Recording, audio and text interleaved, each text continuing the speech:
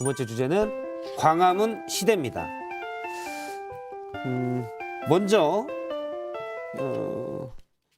윤석열 후보가 청와대가 너무 소통이 힘든 구조다라고 얘기를 한번 지난 1월에 정치 관련 공약을 내면서 한 얘기가 있는데요. 이 부분 잠깐 듣고 오겠습니다. 미국 백악관을 보십시오.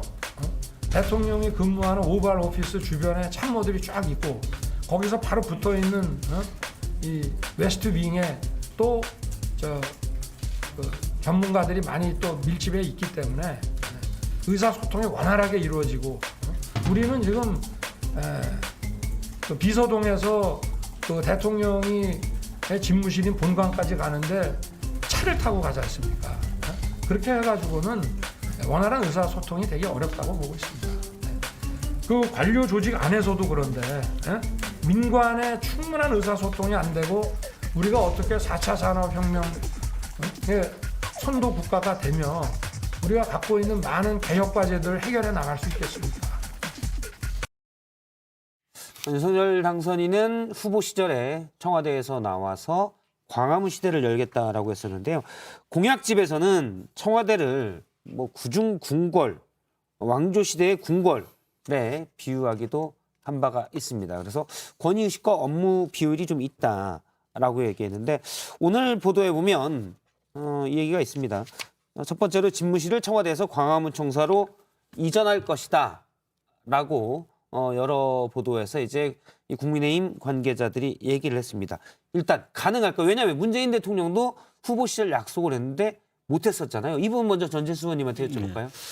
그 문재인 대통령께서 의지가 굉장히 강했거든요. 그러니까 예. 단순히 청와대를 옮기는 문제가 아니고 이것은 이제 국무위원들과의 좁게는 국무위원들과 청와대 이제 참모 조직과의 소통의 문제. 예. 그다음에 더 넓고도 근원적인 문제는 국민들과의 소통 문제 때문에 이제 청와대 이전을 말씀을 하신 거거든요. 그리고 광화문 광장이잖아요. 광장이라는 것이 말하자면 소통을 상징하는 곳이잖아요. 그렇기 때문에 단순히 청와대로 옮기는 문제가 아니고 소통의 문제였거든요. 그리고 이 소통의 문제는 업무 효율성과도 이제 직결되는 문제고 그렇게 해서 이제 검토가 됐었는데 경호실이 있잖아요. 경호실 조직이라는 데가 대통령의 의중을 잘 파악을 해서 대통령의 뜻을 받드는 것을 기본으로 하되 절대 양보할 수 없는 원칙이라는 게 있습니다. 그것이 이제 대통령의 안전과 관련된 문제거든요.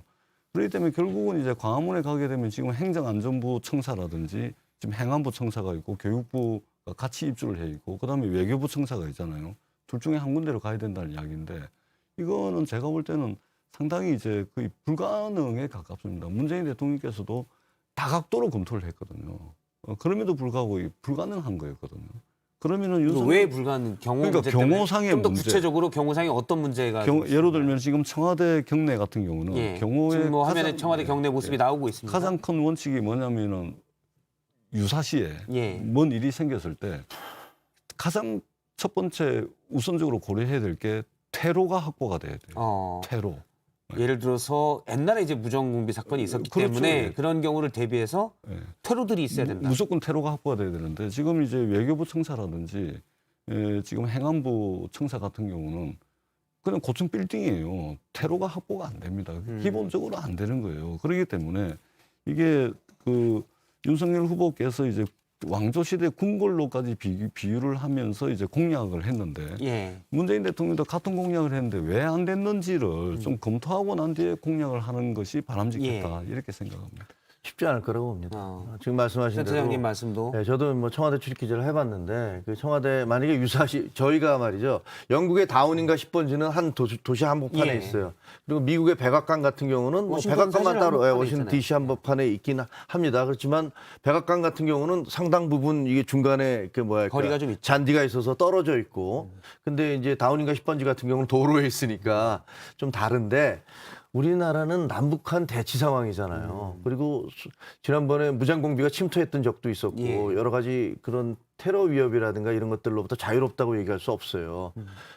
그리고 아직까지 휴전 상태지 않습니까? 정확히 얘기하면은 뭐 사실 여러 가지 전쟁이 뭐 발발하지 않는다라고 얘기할 수도 없는 상황인데 예. 청와대 같은 경우는 만약에 유사시에는 지하에 벙커가 있고 그 안에 이제 아시다시피 뭐 이거 다 알려진 얘기니까 거기서 이제 지하로 해서 다 움직일 수 있는 그런 것들이 동선이 보장돼 있는데 그 높은 건물에 그 광화문 한복판에 그 높은 건물로 만약에 대통령이 들어가신다고 하면은 퇴로 확보가 어려울 것이고 그다음에 이 주변에 이제 뭐 경호라든가 대통령이 나갈 때 그 어느 곳에서도 주변에 높은 빌딩이 많으니까 뭐 극단적인 얘기로 저격수들이 어디선지 있을 수도 있는 거예요. 그거는. 예. 그러니까 이게 결코 쉬운 얘기가 아니다.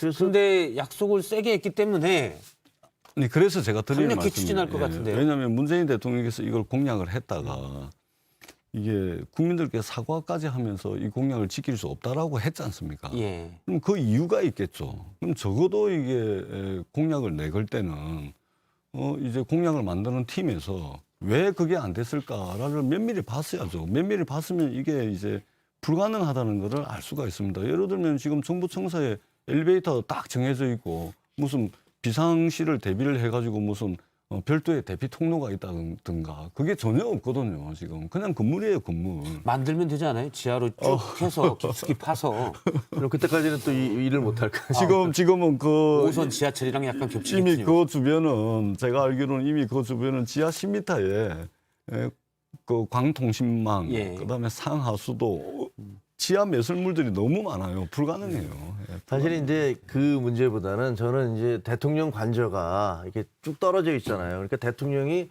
사실상 시민들과 접촉할 수 있는 저녁이 되면 거의 뭐 이런 표현이 맞는지 모르지만 절간 같다 그러잖아요. 완전히 깜깜한데 대통령 내외원 거기 달랑 들어가 있는 거예요. 그래서 임기 말이 되면 저는 전직 대통령이었던 분이 그런 얘기 말씀하시는 것도 야 감옥이 따로 없더라. 아무도 없고 주변에. 산 밑에 조용하긴 한데 너무 격리되는 듯한 그렇죠. 느낌이 나는데 완전히 청와대 그런 구조를 것들만 잠깐 봐야 보도록 되는 하겠습니다. 저희가 그래픽으로 준비를 했는데요.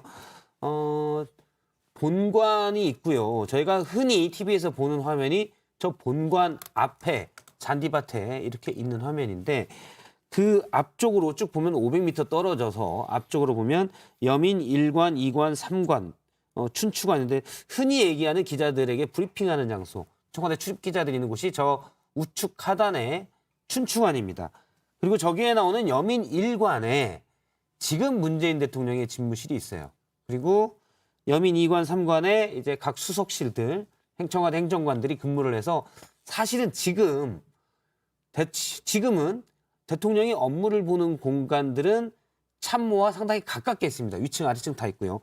그래픽 좀 잠깐 다시 보여주시면 거기에서 예전에 박근혜 전 대통령이 본관에서 일을 했기 때문에 이때는 이제 청와대 직원들, 뭐 수석, 행정관들, 비서관들 일하는 것과 거리가 멀어서 보기가 힘들었다 이런 얘기가 있었는데 거기에 대한 논란이 생겨서 지금 문재인 대통령은 여민 1관에 집무실을 두고 있어서 상당히 거리는 가깝습니다.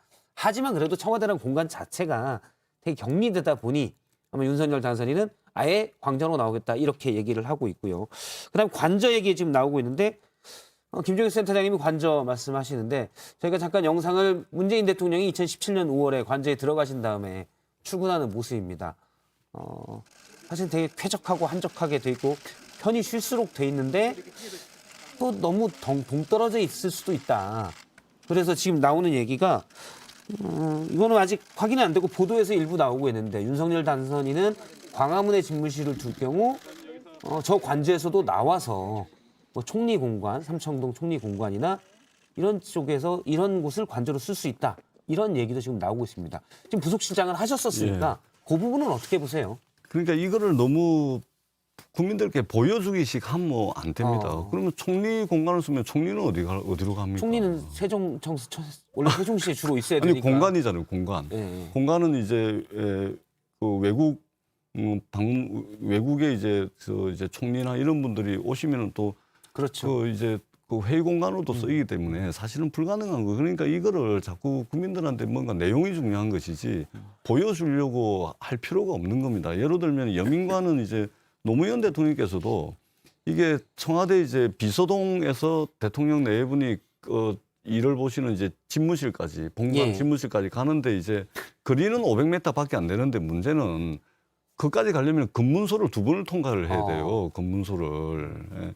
그러니까 이게 물리적 거리뿐만이 아니고 이게 이 거리가 상당히 멀게 느껴지는 거죠. 그렇기 때문에 노무현 대통령께서 이제 본관 집무실을 박차고 나오셔가지고 여민간에 차수 내려오셨어요. 그리고 이 문재인 대통령께서도 마찬가지예요. 그런 식으로 해가지고 뭔가 업무의 효율성이라든지 이런 거를 이제 내용을 따져야지 자꾸만 이게 뭔가 보여주고 형식만 얽매여가지고는 사실은 예. 아무 이제 의미가 없다는 말씀을 드립니다. 저 지금 멋있게 보이는 청와대 본관 건물이 노태우 대통령 때 완공이 됐던 예. 거잖아요. 근데 저도 저 안에 들어가 보면 그 집무실이 정말 운동장처럼 넓잖아요. 그래서 대통령이 누구 부르려면 이게 배를 눌러야지 아니면 고함을 쳐서 불러야 될 정도니까 굉장히 비효율적인 건물이에요. 저는 차라리 저 건물을 좀 더 이렇게 뭐랄까 저걸 세분을 해서 저 안에서 비서들이 다 같이 뭐 여기저기서 예. 근무할 수 있도록 했으면 오히려 더 낫지 현재 않았을까. 여민관에서는 약간 그런 식의 구조로 그렇죠. 이루어지고 있다고 그러더라고요. 저도 예전에 들은 얘기가 그냥 대통령 집무실이 워낙 방이 크고 보관 자리가 멀어서 보고한 다음에 참모가 뒤돌아서 나가기가 그러니까 이거 뭐해서 제가 좀 말씀드릴게요. 뒷걸음질 치다 예. 넘어졌다는 얘기예요. 얘기 있잖아요. 그러니까 왜 그러냐면 청와대 본관은 있잖아요. 예. 외국 정상이 오면 공식 환영 행사가 좋죠. 열립니다. 그러니까 그냥 넓은 웅장하고. 게 웅장하고 넓은 게 그 효율성이 떨어진다라고 실용성이 떨어진다라고만 볼 게 아니고 외국 정상의 의전용으로 쓰이기 때문에 나라를 대표하는 건물입니다. 그러니까 의전적 의미도 있기 때문에 본관은? 그래서 이제 업무 효율성을 위해서는 이제 여민관에 참모들이 있는 그 내려오셔가지고 집무실이 다 있고 예. 해군당 다 있는 겁니다. 그러니까 여민관. 그렇게 하면 되는 겁니다. 그러니까 본관이